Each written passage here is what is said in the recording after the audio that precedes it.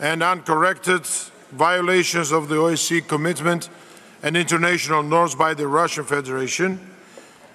We now come to consider this supplementary item on the with the above-mentioned title, sponsored by Mr. Dean Allison from Canada and other members.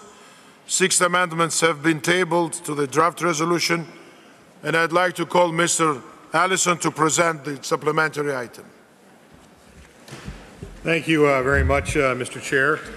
I will be splitting my time with Mr. Grismo, who also would like to speak to this, so I won't be using all my 5 minutes. I'll be splitting with him. Colleagues, I am pleased that Mr. Artur Grismo, head of the Ukrainian delegation, and I are able to present you with this compromise item, which so strongly reflects our mutual concern for the outrageous affront to OSCE principles and the regional stability that is occurring in and around Ukraine. I ask you to support our draft resolution.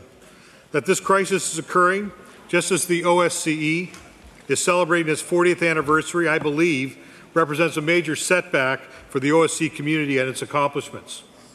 This is not the first time I have spoken out of developments in Ukraine at the OSCEPA, nor is it the first time that parliamentarians have sought a collective condemnation of Russia's unilateral and unjustified assault on Ukraine's sovereignty and territorial integrity.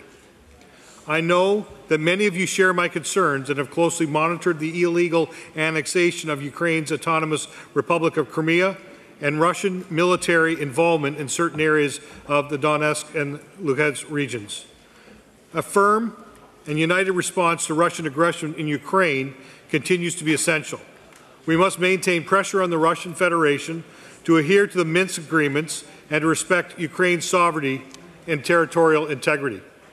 The supplementary item also emphasizes the importance of dialogue and democratic reform, as well as the respect for international humanitarian law and human rights by all parties. It calls for the OSCE Special Monitoring Mission to be given the unhindered access and support it needs to carry out its important work for the credible process to bring justice to those responsible for shooting down Flight MH17.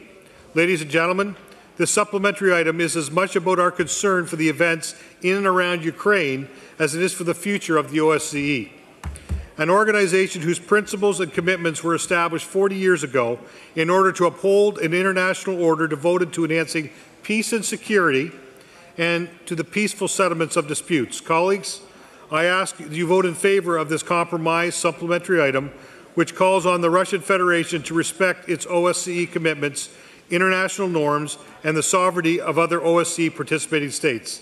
Today, we have the opportunity to send a strong message. Russia must fully withdraw from Ukraine. I'd like to turn over the last 2.5 minutes to my colleague, the head of the Ukrainian delegation. Thank you, Mr. Allison. And